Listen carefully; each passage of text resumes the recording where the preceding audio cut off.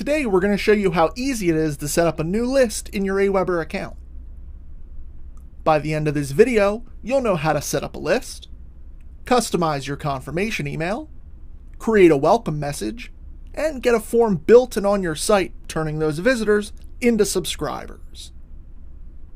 Now, if you're setting up your account for the first time, you'll be able to watch a short video, then start the setup process. But let's say you've already been in your account and you want to set up a new list. We'll start by clicking Manage Lists, then Create a List. Here we'll begin by entering our company's name and URL. According to the CAN-SPAM Act, all emails sent must include a physical address. You can use a P.O. box or your business or home address. Next, we'll name our list. And this is a lot like saving a file, and it's just so we can keep track of different lists. We'll also give our list a quick description. Going to the next step, we'll customize our confirmation email. This email, when using confirmed opt-in, will be sent to subscribers when they first sign up. We'll edit the subject line and body to make sure people know exactly what they need to do to confirm, and that's just click the link in the email. Once done, we'll click Approve. Now we'll create a welcome email. This will be the first message in our follow-up series, and like the name suggests, it's going to welcome new people to our list. First, we'll create a subject line, then choose a template. From there, we can add in some text to welcome subscribers. Again, this email is going to welcome people and let them know other key bits of info like how to connect with us, some basics about our business, and what they can look forward to in future emails. Once we're done with the welcome email, we'll move on to the last step, and that's creating a sign-up form. We'll start by choosing a template for our form. We can customize the form by adding more than just name and email, but we want to be careful. Too many fields can discourage people from signing up, so we'll try to keep it to a minimum. Now we'll just add a headline to our form, letting them know what this is all about. Moving on, we'll give our form a name and choose what kind of thank you page we'd like to use. We always recommend that you use a custom thank you page. You'll need to build one of those outside of Aweber using whatever software you use to create your site. Once this is all set, we're ready to get the form onto our site. There are a variety of options to do this, but for the purposes of this demo, we're going to copy and paste the JavaScript. We'll grab that JavaScript, then go into our site's management software. In this case, we're using WordPress. We'll paste the code where we want it to appear. In this example, we're going to put it in the sidebar. If you need help doing this, just let us know and we can walk you through it. Now that the JavaScript is there, we'll save our work and head on back to the site. And that's it. Now when someone signs up to our list, the subscriber will confirm and then get our welcome email that we created. Thanks for watching. Don't forget to check out the links after this video that go into more detail about creating emails and building your list. What the heck is Keap, or also known as Infusionsoft? Now, I'm going to explain what this complicated software program is in this video, and I'll be showing you on my computer how I use it for my business and how you can too. Infusionsoft, or also known as Keap now, I think they changed the name because they were known as Confusionsoft because it's a confusing program to use, is an important part of business. It's basically a CRM. It does two things. It does email marketing to allow you and your business to send out lots of emails. Now, I have hundreds of thousands of people that have subscribed to get information from me over the years. And to manage all of these people who want email information from me is just like, it's a lot of work. That's why I use a program to figure everything out. It's also what's called a CRM. Now, what CRM stands for is Customer Relationship Management. Now, I run a digital business. I have a lot of people, especially for my training programs, I have people who just want information from me on, trainings and free trainings and information, or information about my YouTube channel and whatnot. But I also have customers who are enrolled in my training courses. I have a 6-week training course, by the way. If you want more information about that, there's a link in the description and you can sign up, or you can subscribe to my channel and you can go through my free course. Now, let's head over to my computer right here. What you'll see is I'm on the Keap website, which is also known as Infusionsoft. You see right up here.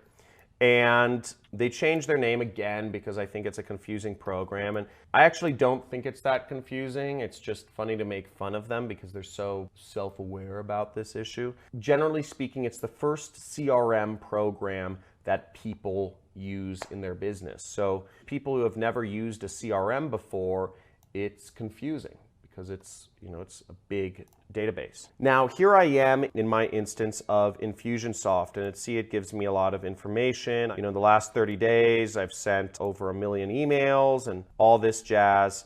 So it has a lot of data in here. But what's important about this is I can go to contacts. The first part of this is its contact management. And what we'll see is, if I do a search, you can search for people, all of the people who have subscribed to get information about your business. Now, in my case, I've had over 250,000 people subscribe to get information about my business, which is a lot of people. And, I can't manually enter in all that information when I'm sending an email. So this program does that for me. And of these 250,000 people who requested information, they're in different groups too. Some people just want free information from me. Some people are actually students and members of my community.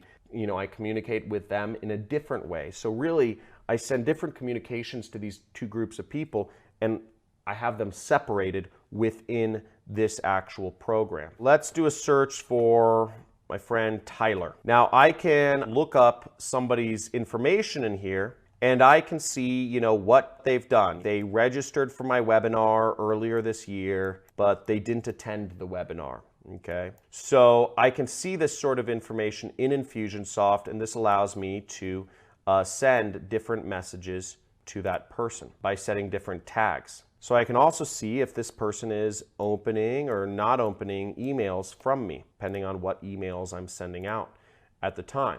So all of this can be very useful if you're a marketer and if you're doing email marketing and sending out lots of emails or just looking to communicate with your customers in different ways. Those are, I guess, the two big aspects of Infusionsoft. The other big aspect of Infusionsoft is what I call marketing automation. So there's a lot of marketing automation that you can create within Infusionsoft. I want to do certain types of follow-ups to people who subscribe to my email list. I can create different things. I can create different sequences, and I can say, hey, I'd like you to send a text message to this person. I could say, hey, I'd like you to send a voicemail to these 10,000 people. Or, hey, I'd like you to send a postcard to these people.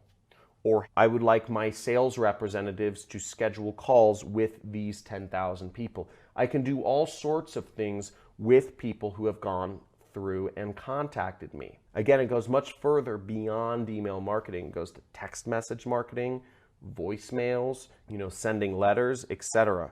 And the way it works is, let's say a tag was applied, okay? Let's say I go in here and I say the person left. So I'll say, okay, if somebody left early, I'm going to tell Infusionsoft to do this. So I'm going to set up a sequence that says email sequence. I'm going to set up another sequence that says voicemail.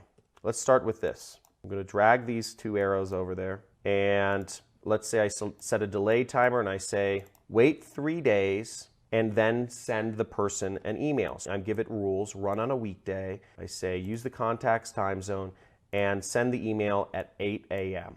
And then I will drag and drop an email, a communication. And I'll say send them an email. Why'd you leave? And I can double click on that email and I can write a message to them.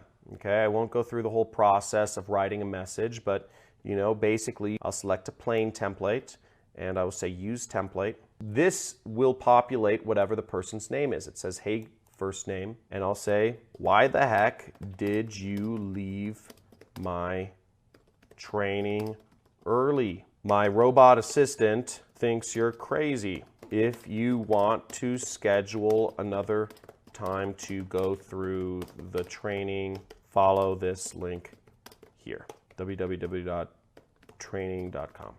Okay? Regards, John. Okay? So then I'd say, okay, I'd activate it. Now everything by default is set as a draft, so I'll need to activate that to live first, but it's saying, oh, unable to mark as ready, subject is required.